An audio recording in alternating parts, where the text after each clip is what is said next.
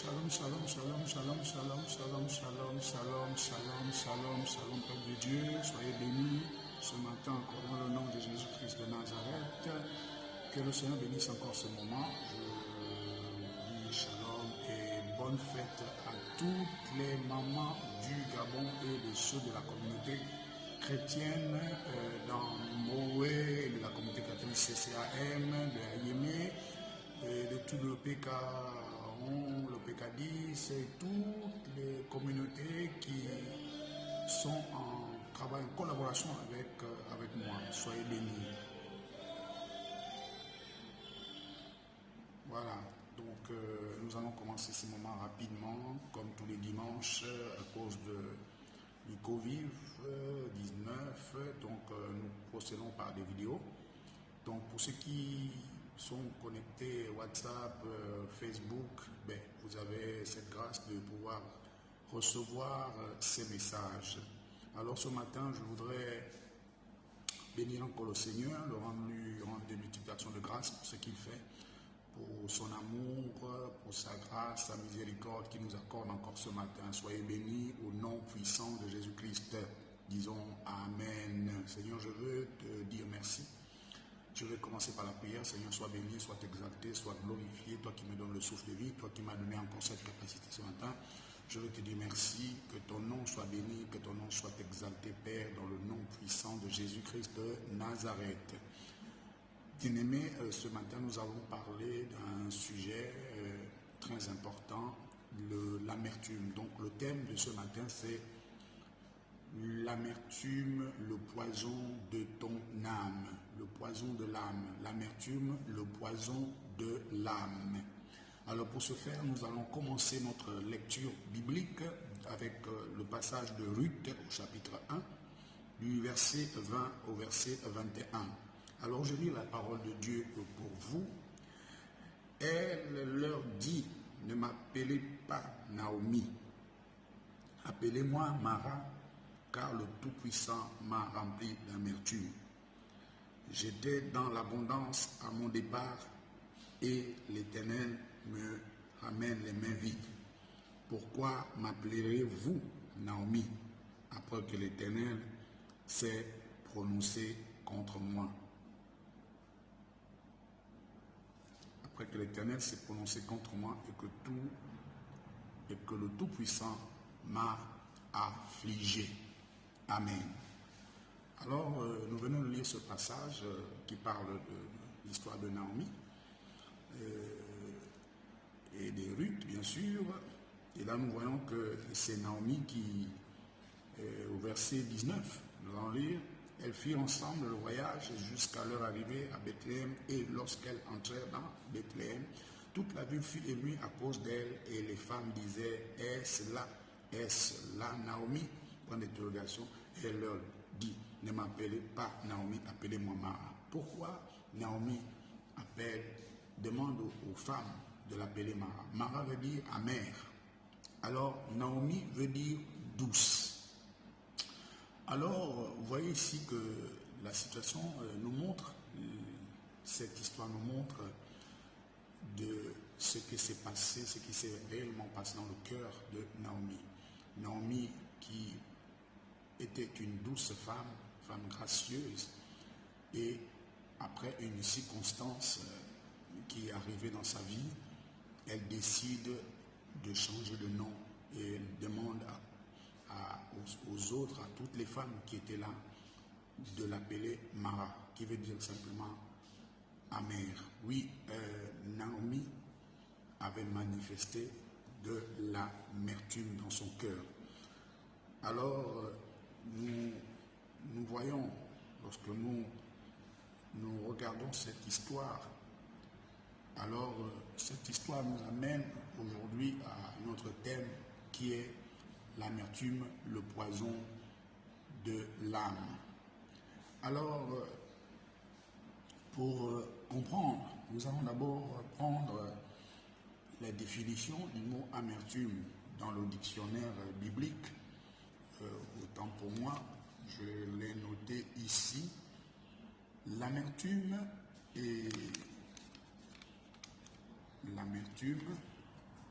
excusez-moi, l'amertume est un sentiment durable de tristesse mêlé de rancune, lié à l'humiliation, une déception, une injustice. Donc je reprends, l'amertume est un sentiment durable de tristesse mêlé de rancune, lié à l'humiliation, une déception, une injustice. Alors, je veux dire à quelqu'un ce matin, et encore une autre définition ici que j'ai notée, l'amertume est un ressentiment causé par le regret ou la déception. Quelqu'un dit Amen.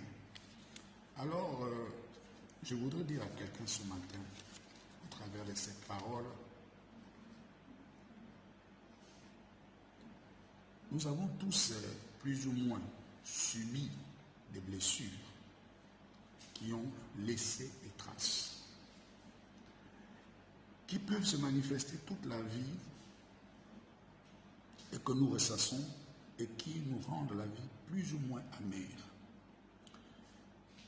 Je veux te dire ce matin, ne laisse pas l'amertume gagner, ne te laisse pas gagner par l'amertume. C'est un poison pour ton âme. Oui, bien-aimé, l'amertume est un poison pour notre âme. Beaucoup, comme je disais tout à l'heure, nous avons tous, au moins chacun de nous, avons subi des blessures dans le passé, des blessures émotionnelles, des blessures sentimentales. Nous avons subi des blessures et au fur et à mesure que nous avançons, ces blessures ont laissé des traces dans nos vies et qui peuvent se manifester à la longue. Beaucoup de personnes aujourd'hui vivent dans l'amertume. Je m'adresse ici aux chrétiens. Beaucoup de chrétiens vivent dans l'amertume. Beaucoup des croyants vivent dans l'amertume. Ils vont à l'église, mais ils sont remplis d'amertume. Les pasteurs, les femmes de pasteurs, les fidèles, les diacres. C'est une situation qui est devenue un problème pour l'Église. Parce qu'elle empoisonne. La Bible dit, je dis encore que le thème c'est l'amertume, le poison de l'âme. Elle empoisonne l'âme de certaines personnes et à cause de cette attitude, à cause de ce poison, elle affecte aussi toute une communauté, toute une nation, toute une vie. Bien-aimé, l'amertume est un poison pour toi, pour nous, est un poison redoutable, un poison terrible, parce qu'il ronge, il infecte, il affecte totalement notre âme, il affecte le centre de nos pensées, qui est l'âme, le centre de nos émotions, le centre de nos sentiments. Il affecte sérieusement à point de nous amener à être aigris, à être belliqueux, à être désagréable. Bien-aimé, regardez l'attitude de Naomi. À cause des circonstances douloureuses de la vie, nous manifestons, des chrétiens, des croyants manifestent ce sentiment d'amertume, ce sentiment de cette déception. Et cela se développe à l'intérieur de chacun de nous et cause des dégâts énormes. Des dégâts énormes. Oui, bien-aimé. Je vais dire encore à quelqu'un, ne te laisse pas gagner par l'amertume. C'est un poison pour ton âme. Un poison qui tue lentement, spirituellement, et bloque vos prières et votre bonne marche en Christ. Oui, l'amertume est un poison. elle tue lentement un enfant de Dieu. Elle tue lentement un pasteur. Elle tue lentement la femme du pasteur. Elle tue lentement le diable, le prophète. Oui, l'amertume tue. Parce que l'amertume t'amène à ressasser. Alors, j'ai noté ici, ressasser veut dire revenir sans cesse sur les mêmes pensées dans l'esprit. Oui, chaque fois que tu reviens sur les situations, sur les déceptions, comme je disais tout à l'heure, nous avons tous subi des blessures dans le passé. Et ces blessures sont là. Elles sont restées gravées dans notre cœur. Et chaque fois que nous revenons là-dessus, chaque fois que nous ressassons, nous revenons sans cesse sur ces pensées, ces actions qui nous ont été faites par certaines personnes proches de nous, certainement par ton père, par ta mère. Il y a certaines personnes qui ont subi des viols, des maltraitances, des humiliations. Et à cause de ces situations, l'amertume s'est installée dans leur cœur. Et aujourd'hui, ils sont devenus aigris. Ils sont devenus aigris, envieuses, colériques, calomnieuses. Oui, ces personnes ont aujourd'hui manifestent, autant pour moi, ces comportements à cause de l'amertume. Oui, une personne amère devient aigrie, devient envieuse, devient colérique, calomnieuse et belliqueuse. Voilà pourquoi ce matin, nous parlons d'amertume, parce que c'est un poison, un sérieux problème pour le corps de Christ, pour toi mon frère, pour toi ma soeur, toi qui as subi des déceptions, toi qui as subi des humiliations, et aujourd'hui, chaque jour, tu ressasses dans ton cœur toutes ces choses et qui te font petit à petit, qui envahissent petit à petit ton cœur et te tuent à petit feu. Je voudrais encore dire à quelqu'un que lorsque nous manifestons l'amertume, bien, l'amertume a deux actions. Elle te tue personnellement, spirituellement, et elle aussi affecte ceux qui sont autour de toi. L'amertume peut affecter sérieusement ton entourage, tes relations avec les autres. Parce que quelqu'un qui est rempli d'amertume est aigri, est belliqueux, il est colérique. Et l'amertume, cette amertume dans son cœur se manifeste par des actes qui ne sont pas bonnes, des mauvaises actions, par des actes mauvaises, qui sont traduits par ce qui est au fond de son cœur, c'est-à-dire l'amertume. Comme je disais, c'est un poison pour toi. C'est un poison pour nous, frères, sœurs en Christ. Ce matin, le Seigneur veut que tu enlèves toute amertume dans ton cœur. Parce que si tu ne le fais pas petit à petit, il te tue. Il est en train de te tuer. Il est en train de te tuer à petit feu. Et il est aussi en train de tuer tous ceux qui sont autour de toi. Parce que aussi longtemps que tu le manifestes, ta relation avec les autres sera en mauvais état. Cela aussi entraîne aussi des conséquences dans notre relation avec Dieu. Pour cela, nous allons rapidement lire le livre des Hébreux au chapitre 12, du verset 15. Lisons Hébreux pour comprendre. Hébreux 12, du verset 15. Je lis la parole du Seigneur. Veillez à ce que nul ne se prive de la grâce de Dieu, à ce qu'une racine d'amertume poussant des rejetons ne produise du trouble et que plusieurs n'en soient affectés. Oui, l'amertume peut te priver de la grâce de Dieu.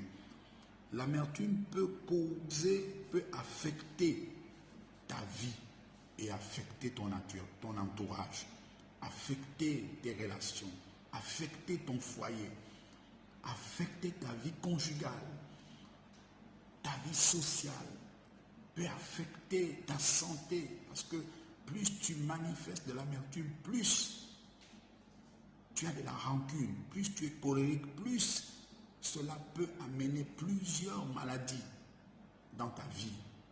Par exemple, la tension, l'hypertension, les maux d'estomac, le stress.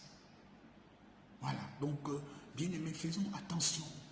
Et je voudrais dire à quelqu'un encore que c'est un sujet très important, parce que nous servons le Seigneur, nous allons à l'église, nous prions, mais au fond de nos cœurs, bien-aimés, nous sommes remplis d'amertume. Oui, nous sommes remplis d'amertume parce que nous n'avons pas effacé totalement toutes les blessures subies dans le passé. Certains d'entre nous le transportons. Il devient, ces blessures deviennent pour nous un fardeau. Nous les transportons chaque fois, chaque jour. Et ça devient petit à petit fatigant. Et cela peut entraîner notre mort spirituelle. Parce qu'elle peut empiéter, elle peut empêcher nos prières aussi d'être exaucées. Parce que quelqu'un qui est rempli d'amertume, ses prières ne peuvent pas être exaucées. Que tu sois pasteur, que tu sois évangéliste, si ton cœur est rempli d'amertume, bien-aimé, tes prières ne pourront pas être exaucées. Alors pour lire encore, nous allons prendre le livre de 1 Pierre 5, verset 7. Lisons 1 Pierre 5, verset 7. 1 Pierre 5, verset 7. 1 Pierre 5, 7, verset 7. Alors lisons. Alors la Bible dit, la Bible dit au verset 6, « Humiliez-vous donc sous la puissante main de Dieu, afin qu'il vous élève au temps convenable, et déchargez-vous sur lui de tous vos soucis, car lui-même prend soin de vous. » Oui, je veux dire à quelqu'un ce matin, décharge-toi de tous tes soucis. Décharge-toi de tous tes soucis, car lui-même prend soin de toi. Oui, décharge-toi. Décharge-toi de cette amertume, de toutes ces pensées, de toutes ces humiliations, de tout ce rejet, oui, que tu as subi. Décharge-toi de tout ça, parce que sinon, ça deviendra lourd pour toi. Voilà pourquoi le Seigneur dit dans sa parole, « Venez à moi, vous tous qui êtes fatigués et chargés, je vous donne du repos. » Frère, sœur, peut-être tu es fatigué. Tu es fatigué par les blessures. Tu es fatigué par l'amertume qui sans cesse te pousse, t'amène petit à petit à la mort spirituelle, à la séparation. Alors, qu'est-ce que le Seigneur nous dit dans sa parole? Lisons encore la Bible dans le livre de Colossiens chapitre 3. Oui, lisons la Bible, Colossiens 3, verset 13. Colossiens 3, verset 13. Colossiens 3, verset 13. Colossiens 3, verset 13. Nous allons lire la parole du Seigneur. Verset 13. Colossiens 3, verset 13. Il dit, « Supportez-vous les uns les autres, et s'il a un sujet de se plaindre de l'autre, pardonnez-vous réciproquement, de même que Christ vous a pardonné, vous aussi. » Je reprends le passage. « Supportez-vous les uns les autres, et si l'un a sujet de se plaindre de l'autre, pardonnez-vous réciproquement, de même que Christ vous a pardonné, pardonnez-vous aussi. » Oui, le pardon est la clé. Le pardon est la clé pour vaincre l'amertume dans ton cœur. Oui, le pardon est la clé. Beaucoup de personnes se disent, j'ai pardonné mon frère, j'ai pardonné, mais lorsqu'on regarde, il n'y a pas eu de sincère, il n'y a pas eu de véritable pardon. Parce que le pardon, le vrai pardon, c'est lorsque l'offensé et l'offenseur se retrouvent. C'est lorsqu'il y a cette rencontre entre celui qui t'a fait du mal et toi qui as subi. Alors je voudrais dire à quelqu'un ce matin, arrête d'être la victime. Tu n'es pas victime. Christ a été victime à ta place. Il a payé pour ton amertume. Il a payé pour tes blessures. Voilà pourquoi il te dit dans sa parole, venez à moi vous tous qui êtes fatigués. Donc je veux te dire ce matin, arrête d'être la victime. Arrête d'être victime parce qu'il y a déjà quelqu'un qui a été victime pour toi. Alors sors, décharge-toi de tous tes soucis, de tous ces problèmes entre les mains de Dieu. Alors pour terminer, je voudrais dire à quelqu'un que le seul moyen pour sortir totalement de l'amertume, c'est de se repentir. Alors la repentance, c'est un changement de mentalité, un changement de comportement. Donc tu dois simplement te repentir, sincèrement, une repentance sincère, alors Dieu te donnera la grâce. Il t'accordera cette grâce et le Seigneur te fera grâce de sortir totalement de cette amertume qui chaque jour te tue lentement. Chaque jour te tue lentement. Oui, tu dois changer d'attitude. Oui, tu dois tourner la page. Je veux dire à quelqu'un ce matin, tourne la page. Répands-toi et tourne la page. Regarde vers le Seigneur et lui, il est le seul qui pourra te donner la paix dans le cœur. Il a dit, je vous donne la paix, pas comme les hommes vous la donnent, mais moi je vous donne la paix. Alors ce matin, je veux dire à quelqu'un, reçois la paix de Dieu dans ton cœur et que tout esprit d'amertume en toi soit ôté dans le nom de Jésus-Christ. Amen. Que Dieu te bénisse, que Dieu vous bénisse au nom de Jésus. Amen.